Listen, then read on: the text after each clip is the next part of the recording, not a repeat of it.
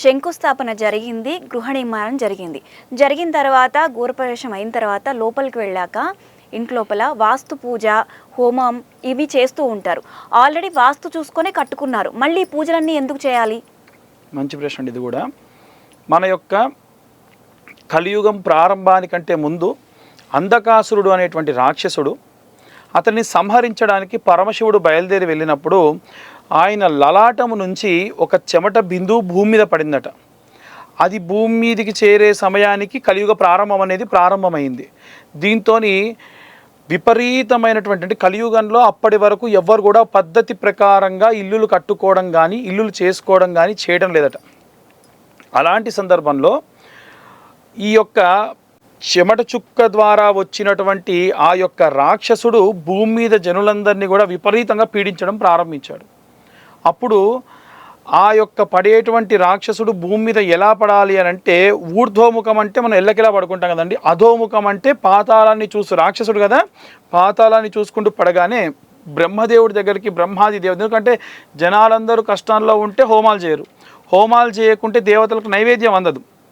కాబట్టి దేవతలందరూ కూడా వెళ్ళి ప్రార్థిస్తే బ్రహ్మదేవుడు ఆ రాక్షసుని అధోముఖంగా పడేట్టు చేసి ఆయన తలభాగం వచ్చేసి ఈశాన్యం వైపు, పాదములు వచ్చేసి అంటే అయ్యప్ప స్వామి కూర్చుంటే ఎలా కూర్చుంటారు అలా కూర్చున్న విధంగా నైరుతి వైపు, ఈ బాహువులన్నీ కూడా ఒకటేమో ఆగ్నేయము మరొకటేమో వాయువ్యం దిక్కుగా అమర్చి ఉన్న సమయంలో 25 ప్రదేశాల్లో ఆ యొక్క రాక్షసుడి మీద బ్రహ్మదేవుడు కొంతమంది దేవతల్ని కూర్చోబెట్టారు. మండల దేవతలు 41 మంది దేవతలు ఉంటారు. శిరస్సున ప్రారంభమైన శిఖి అనేటువంటి దేవత దగ్గర నుంచి ప్రారంభిస్తే పాదముల దగ్గర పితృగణము అనేటువంటి దేవత వరకు, అలాగే 25 చోట్ల 26వ చోట బ్రహ్మదేవుడే స్వయంగా మధ్యలో. అందుకే మనకి బ్రహ్మదేవుడు వచ్చింది నాభి నుండి అని చెప్తూ ఉంటాం. అలా మధ్యలో బ్రహ్మదేవుడు ఉండి మనందరినీ కూడా కాపాడుతున్నప్పుడు ఆ రాక్షసుడు విపరీతంగా ఏడ్చేశాడనమాట.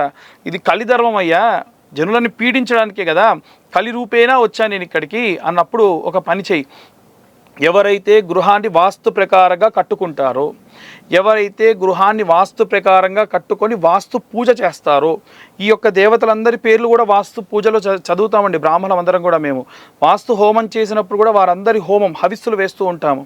అలాగే ఎవరైతే వాస్తు హోమము, వాస్తు పూజ తదితర వాస్తు కళ్యాణం లాంటివి చేసుకుంటారో వారిని నువ్వు పీడించకూడదు అని చెప్పి బ్రహ్మదేవుడు చెప్పి, అలా ఎవరైతే చేయరో వారిని నీ ఇష్టం అని చెప్పేసి బ్రహ్మదేవుడు ఉపశమనం ఇచ్చారట. ఇక్కడ చాలామంది మమ్మల్ని అడుగుతూ ఉంటారు, పంతులు గారు మేము ఇల్లు కట్టుకున్నామండి, ఫాల్ సీలింగ్ చాలా కిందికి ఉంది, హోమం చేసుకోవాలా? అమ్మ, మనం సాధారణంగా ఇల్లు కట్టుకోవాలి అంటే ఇసుక ఎక్కడి నుంచి తెచ్చుకుంటాం? నదుల నుండి లేదా సముద్రాల నుండి. ఒక మనిషి చనిపోతే అతని అస్థికలు తీసుకెళ్ళి ఎక్కడ కలుపుతారు? నదులలో, సముద్రాల్లో. అది చివరికి ఆ మట్టిలో కలిసిపోవాల్సిందే. ఆ మట్టిని తీసుకొచ్చి మెత్తగా మన ఇళ్లలో మొత్తం ఎత్తుతున్నాం. మరి చనిపోయిన వాళ్ళ యొక్క కర్మకాండాలు అన్నీ సవ్యంగా చేసి ఉంటారా? కొంతమంది చేస్తారు, కొంతమంది చేయరు. అప్పుడు వాళ్ళ ఆత్మ విపరీతంగా ఘోషిస్తుంది. ఆ ఇంట్లో ఎవ్వరు పచ్చగా ఉన్నా వాటికి నచ్చదు. అప్పుడు హోమం చేసినప్పుడు స్వాహాని వేస్తున్నప్పుడు అలా ఆహాకారాలు పెట్టుకుంటూ ఆ పీడితం అనేది పోతుందట. అందుకని వాస్తు హోమము, వాస్తు కళ్యాణం కూడా చేసుకుంటూ ఉంటారు. మధ్యలో మళ్ళీ వాస్తు కళ్యాణం అన్నారు, అంటే ఏంటి? ఈ వాస్తు కళ్యాణం అనేటువంటిది వాస్తవంగా వాస్తు కళ్యాణం కాదండి. జనాలందరూ నానుడిగా వాస్తు కళ్యాణం అని వచ్చింది. వాస్తు నారాయణ కళ్యాణము, లేదా మా కులదేవత శివుడు అండి అంటే శివపార్వతుల యొక్క కళ్యాణం అనేది సాధారణంగా చేసుకునేటువంటి విషయం. అయితే ఎందుకు చేయాలి వాస్తు కళ్యాణం అంటే, తెలంగాణ ప్రాంతంలో ఉన్న ప్రజలందరూ కూడా ఆ యొక్క పరమశివుడిని లేదా పరమాత్మ అయినటువంటి ఆ యొక్క విష్ణుమూర్తిని వారి యొక్క పెద్ద కొడుకుగా భావిస్తారు. మనకు సాధారణంగా ఇంట్లో మొట్టమొదటి కళ్యాణం ఎవరు చేస్తారండి? పెళ్ళి ఎవరిది చేస్తారు? ఇంట్లో మొట్టమొదలు పెద్ద కొడుకు చేస్తారు. ఇప్పుడు ఇంట్లో మొదటి వివాహం ఎవరిది చేశాము?